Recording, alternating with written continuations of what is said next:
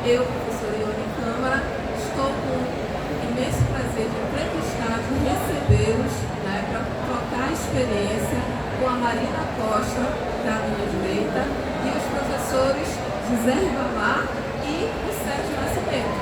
Primeiro, né, para começar, quero agradecer a participação de vocês, a vinda aqui no nosso estúdio, aqui no Hangar, e eu queria saber logo, né, de vocês, assim, a experiência desse livro, Saberes, né, o repertório de saberes. Nós sabemos que trabalhar com educação, né, a gente tem muita história para contar, e aí eu já queria logo começar com a professora Marina, um pouquinho dessa experiência e o relato do livro. Obrigada pela participação. A gente que agradece também.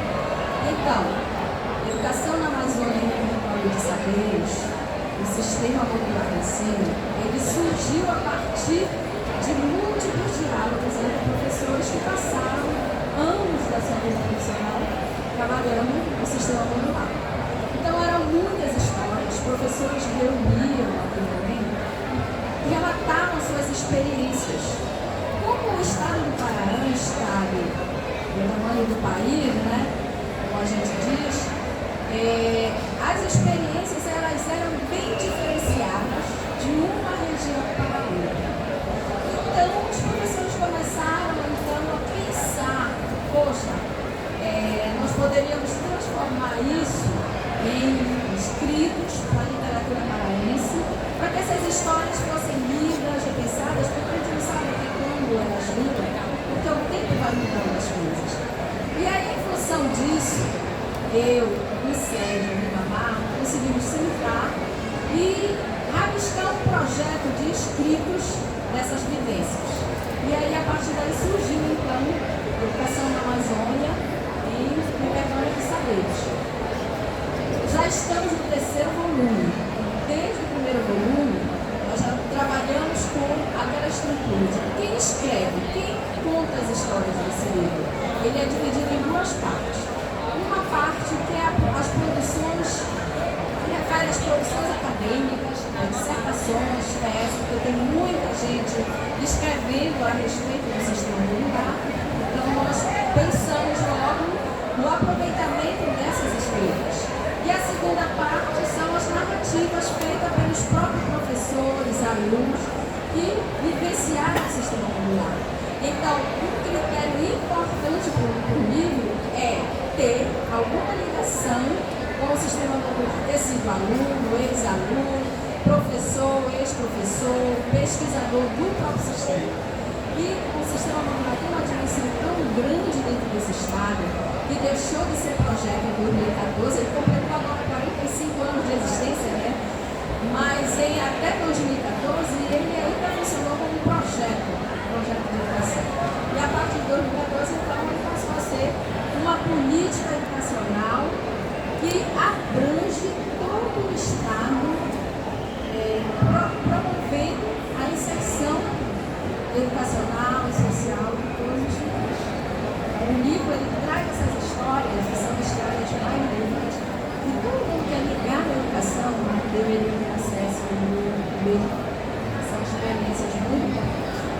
Professores, eu tive a oportunidade de conversar com vocês, né, um pouquinho antes, e cheguei a comentar, né, não sendo professora do som, mas tendo uma experiência que se aproxima, né, porque realmente, falando agora, as histórias que eu venho lembrando, né, de ter trabalhado 3 anos, né, em Abaetetuba, realmente dá um livro, né, e normalmente na nossa correria, né, da sala de aula, a gente deixa de registrar muita coisa, né, e hoje eu tenho mais atenção sobre isso, sobre o que eu registro, o que eu estou vivendo, né, buscar registrar para não ficar só na minha memória e em algum momento passar para os outros colegas, para as outras pessoas.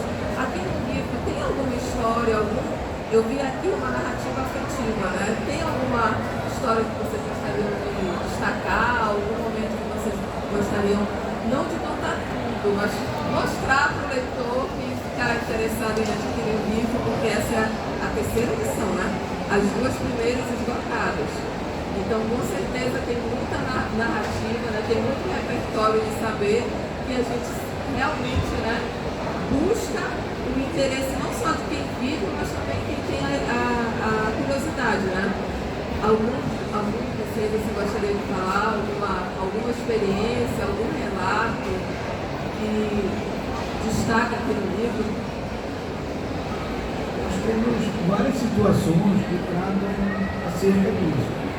Como a professora Marina ressaltou, nós dividimos essas múltiplas histórias em 3 volumes. Então, por exemplo, nós temos um relato que não necessariamente consta desse volume, mas Desculpa, professor, só uma pergunta. O primeiro volume é de que ano? 2020. Então são 5 anos, né? Isso. Trabalhando nesses relatos, né? Nesses repertórios. Então nós temos várias histórias que, como você bem falou, são histórias de docências e de afeto, né? Porque a gente não pensa em educação sem afeto, a gente não pensa em educação sem construção de uma relação entre sujeitos. E o livro ele é permeado por essas histórias narrativas que são docentes e afetivas. E eu gostaria de demarcar uma em particular, que é o processo de constituição docente no ensino médio, no ensino médio da professora Eulália Vieira, porque ela foi ingressa no sono como aluna e posteriormente se tornou professora no sono, formadora de outras pessoas, de outros sujeitos em outra localidade. Então ela faz um atravessamento entre a história da formação como aluna de sono e posteriormente a condição de docente do sono. Hoje ela é professora da UFPA, e eu penso que entre as várias narrativas que o pastor falou, né, é uma história que produz a luz, que impacta a vida de forma positiva, porque mostra esse movimento de transformação, né, que eu entendo que nós entendemos como é plenamente. Você ressaltou também que hoje você se preocupa um pouco mais em registrar, e isso faz parte do processo de formação, porque nós temos um processo inicial de formação, mas a formação continuada ela é permanente na vida de todo professor, porque você está em constante movimento, estudo, pesquisa e renovação de sua formação. Gostaria também de adicionar aí nessa fala da Marina, abordando que nós podemos delimitar espaço do sistema modular de ensino, 3 momentos. Nós temos a fundação de 1980, aí nós temos até 2023, quando nós temos a destruturação do sono. Depois nós temos 2003 a 2014, quando o sono deixa de ser um projeto que passa a ser uma política pública do Estado.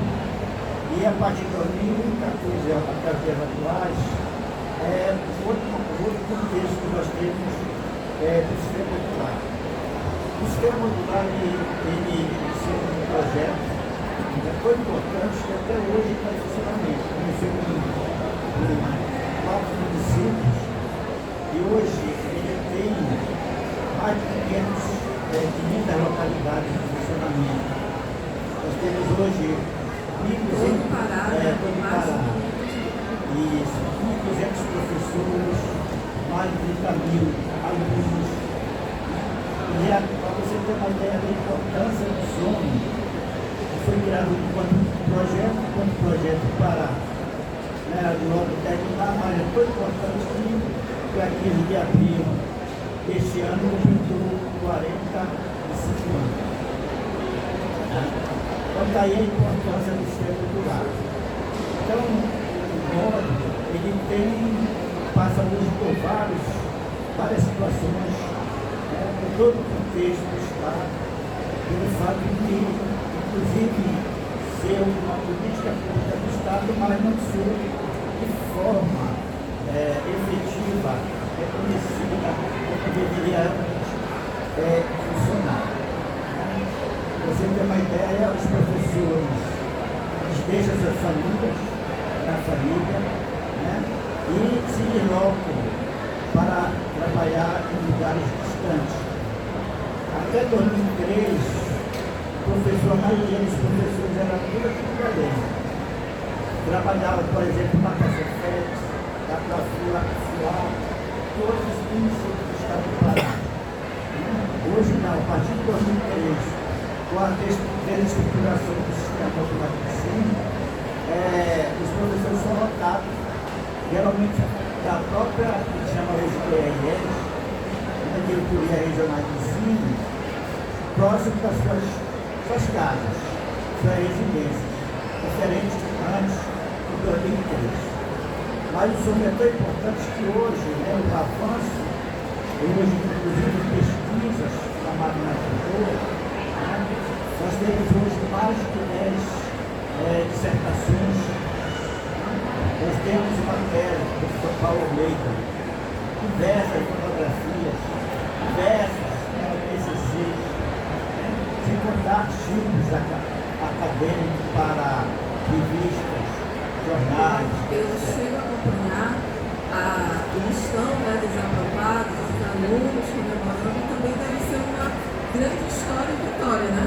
Quando tem esse momento, em qualquer lugar, mas em relação ao som é uma aproximação, um gosto acaba sendo de uma vitória bem, não desmerecendo a nossa, que também cada um tem a sua história, mas quem conhece a história de um aluno dessas localidades, que às vezes a gente nem imagina, mas tem lá o professor e tem o aluno disposto a aprender, é uma grande vitória, o professor acabou citando uma professora que agora voltou como mediadora, e também trabalha na universidade. Tem histórias desse tipo, mais histórias desse tipo no livro? Muitas, Eu comprei o livro hoje, quero o autógrafo, estou comprando logo, Vou sair daqui lendo o livro porque me interessa bastante, mas assim, como eu ainda não tive acesso a esse segundo volume, já tem uma história para contar também sobre isso. Tem muitas histórias. Esse livro ele começa, o primeiro artigo desse livro, que foi escrito por nós três aqui, ele é uma fala de uma homenagem que ocorreu na Assembleia Legislativa do Pará e que traz, remonta aí a participação de professoras que foram alunas do SOM, professoria de seleção, e que depois se estudaram na universidade, se formaram, passaram a ser professora do SOM e relataram as suas experiências. Nós temos muitos colegas ali, muitos colegas amigos de profissão que estão aí. O São Paulo, que é doutor na universidade, a professora Vânia, que é doutora na universidade. A Vânia, inclusive, foi aluna de uma ilha chamada Saracá, aí em Rio. Então, por que a gente desperta esse momento de aprovação, de acompanhar a sequência do ensino? Porque, vejam bem, quem é essa demanda pedida pelo sistema modular de ensino? É justamente aquele setor onde as pessoas têm menos atenção do Estado. As condições de vida, as condições de moradia, as condições alimentares, as condições de transporte são as mais precárias possíveis. E na Amazônia, Dentro da grande Amazônia, para você ter uma ideia, quando foi o sistema modular, ele foi criado pelo Estado do Pará, ele não foi copiado de nenhum lugar, ele foi criado dentro dessa região para essa região. Por quê? Porque quando ele foi criado, apenas 33% dos municípios paraenses tinham o chamado ensino secundário, ou seja, ensino médio. Hoje. 30 é muito pouco para um universo de 100 e poucos municípios que a gente tem. Então ele foi criado para isso, encontrou essa turma toda, essa demanda toda, parada, sem poder estudar, porque ela não tinha como sair da sua localidade e ir para uma região mais desenvolvida para ter acesso à educação.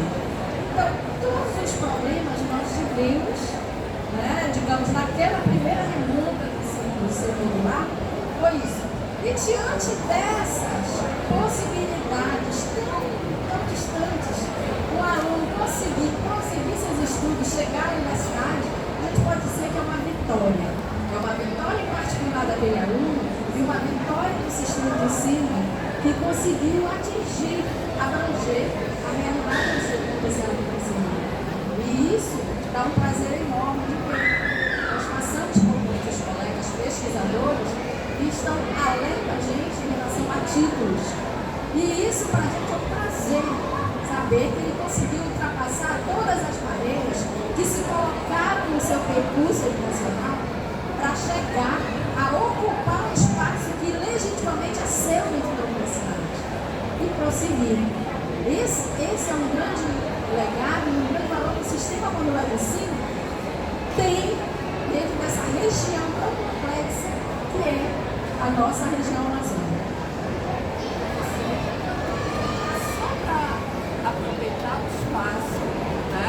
Aqui o livro, novamente, Educação na Amazônia, no Território de Saberes, a quinta-feira, onde os nossos telespectadores podem encontrar, né?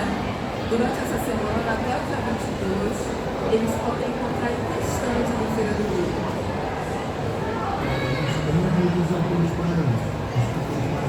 Estande dos escritores paraenses, é bem perto da SEDUC, é quase caminho, né? Quase vizinho. Então vem aqui no estande da SEDUC, depois passa no estande dos autores paraenses, e aqui tem Educação na Amazônia no Território de Saberes, né?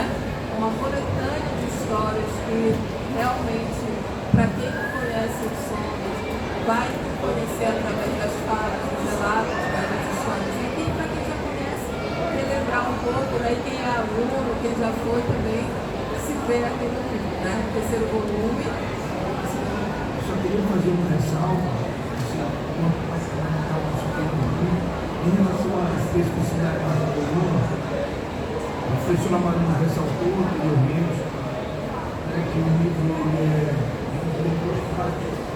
Uma parte que nós trabalhamos com textos mais livres, mais menores, autobiográficos, intitulados Memórias Ináticas e Afetos.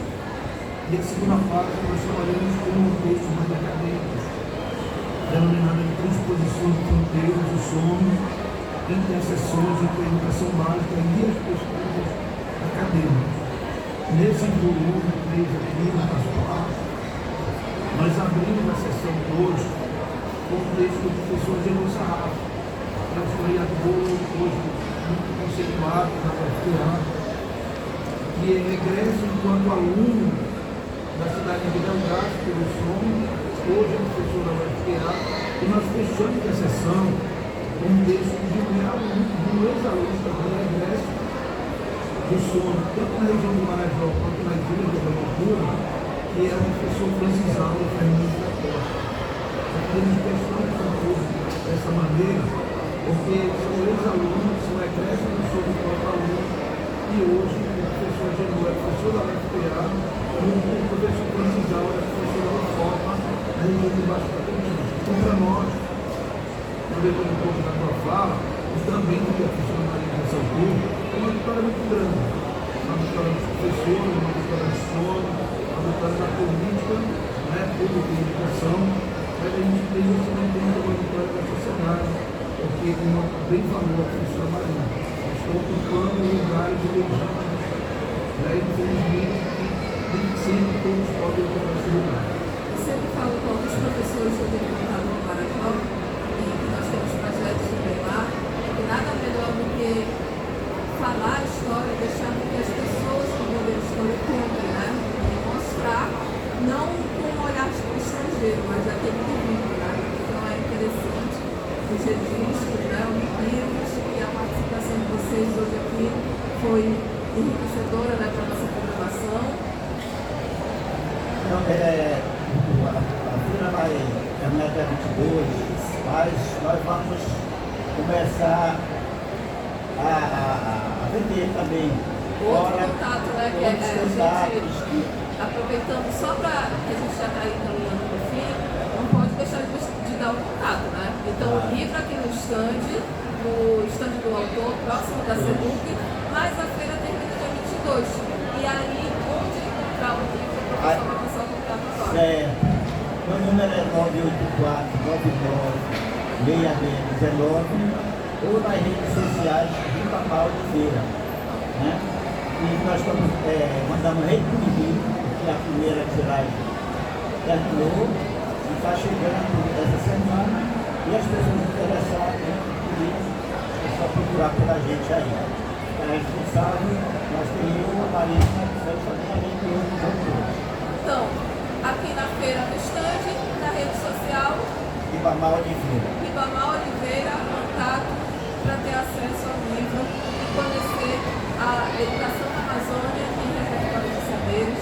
Obrigada, professores.